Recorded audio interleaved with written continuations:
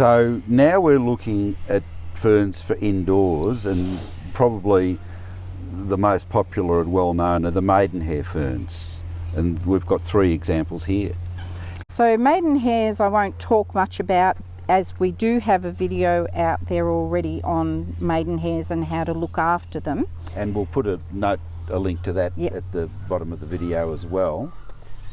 There's one variety that you can't grow indoors, and that's the Adiantum aethiopicum, which is the native maidenhair, and that can't be grown indoors because it doesn't like growing in a pot.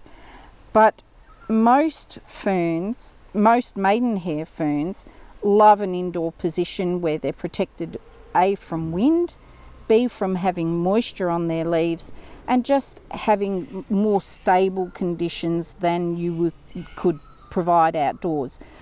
However, if you do want to grow them outdoors, grow them under a roof line, because the wind and, more importantly, the wet foliage are detrimental to them. And these are just 3 examples of the really different foliage that you can get with maidenhair. So there's a lot of variety in there, and as that's all covered in the other video. But we've got some other plants, other ferns that we can grow indoors as well.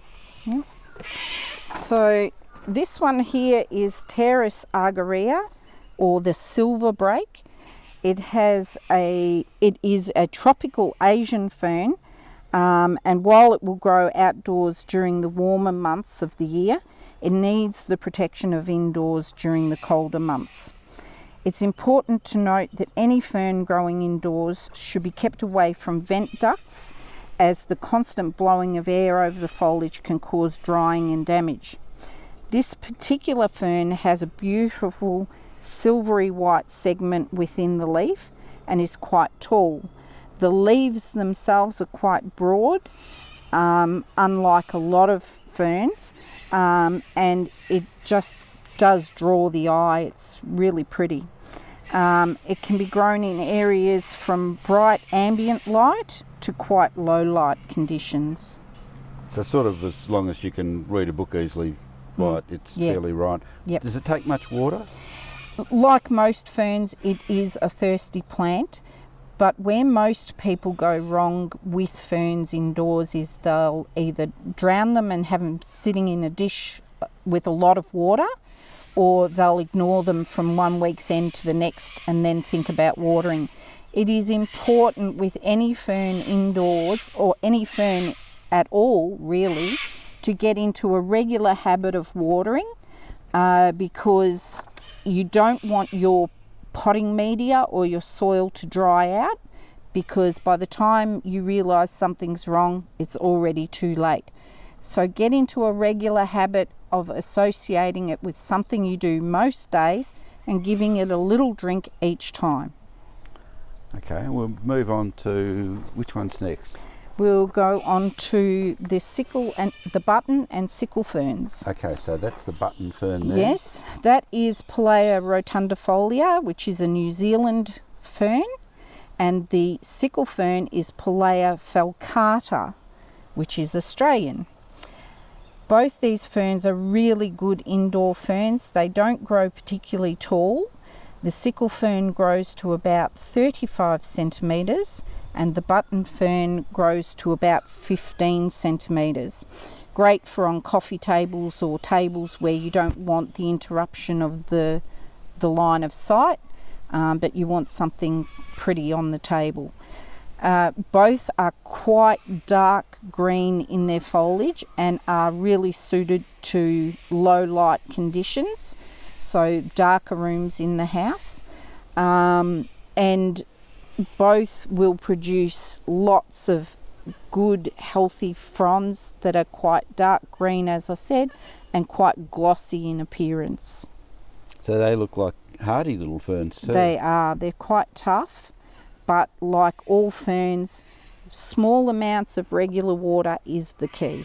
But a bit easier than the maidenhairs, would you say? Not particularly. As long as you know the rules of the maidenhair game, they're quite easy as well. But these, you don't have to worry so much about getting the foliage wet. It doesn't impact them.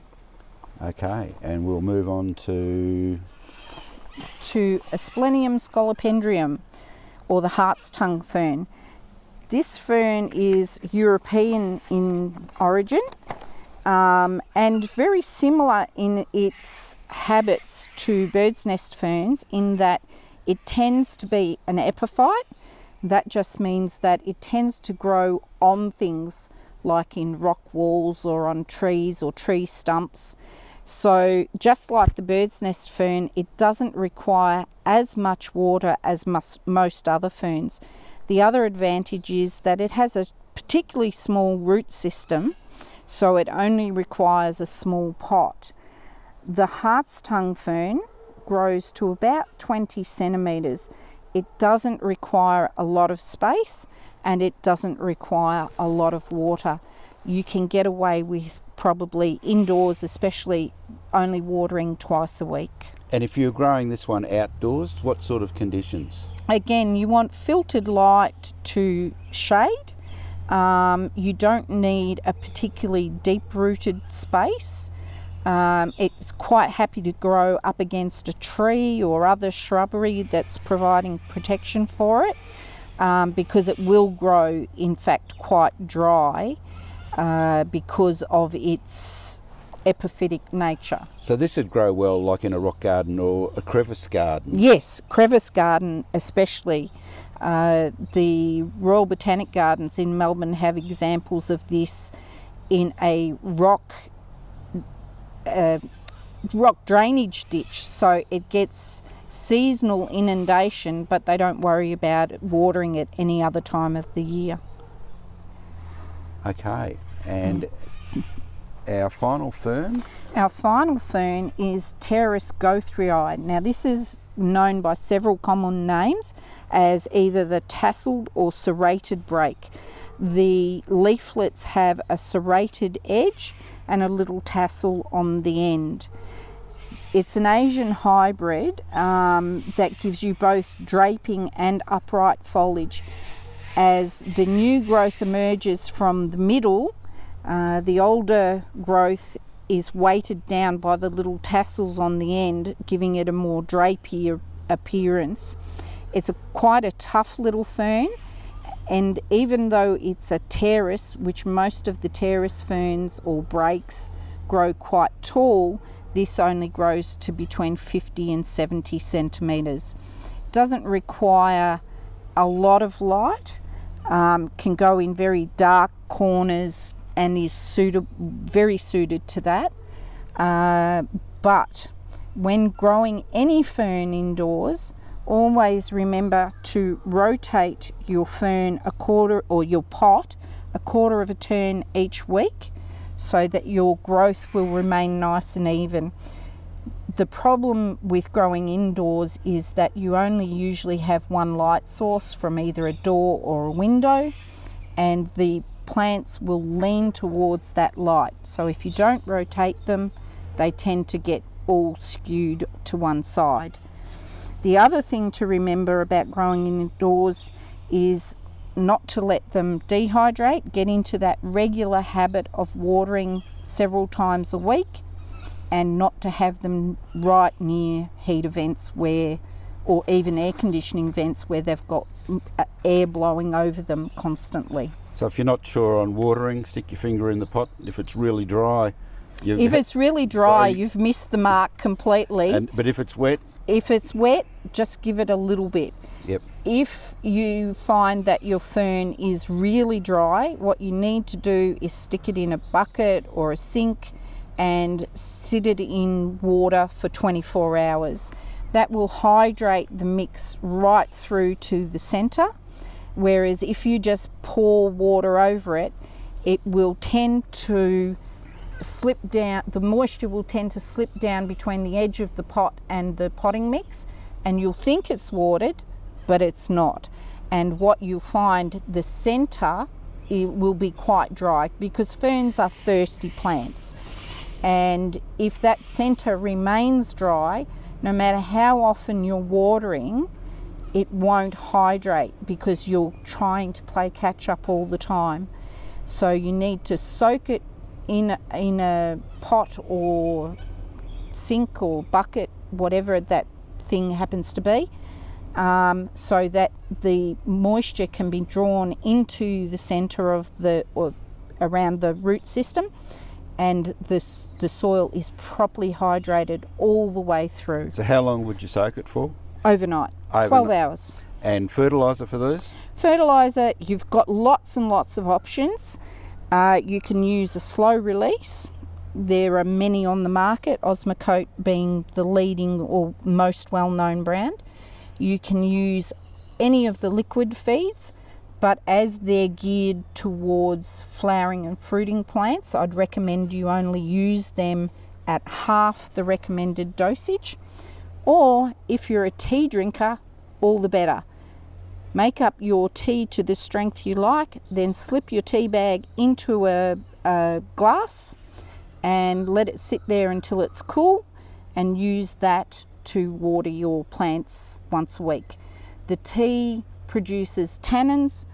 Ferns love tannins because they're usually growing in leaf litter and composting rubbish that is in the bush, and that's what mostly they get. So that's a bit of a secret tip for growing ferns. Maidenhairs especially, I've found lots of people in recent years that I've told this trick to, and they've suddenly found a new beginning. And it doesn't matter what brand of tea you like. It doesn't matter whether you drink black tea, green tea, fruit tea. Any of those will produce tannins because of the nature of tea. So there we have it, Robyn's secret fertiliser. It'll help your ferns grow. We've got a few videos that deal with ferns, including some on Maidenhair Ferns and some on the bird's nest ferns. More information, you can find that in the notes below the video, or if you happen to be in Melbourne, Fern Acres Nursery in Kinglake. We'd like to thank Robyn from Fern Acres for showing us some examples of ferns that you can grow indoors. We encourage you to talk to your local nurseryman to discover more ferns that are suited to growing indoors. Subscribe to the YouTube channel for regular updates on a whole range of garden plants, and as always, good luck with your gardening.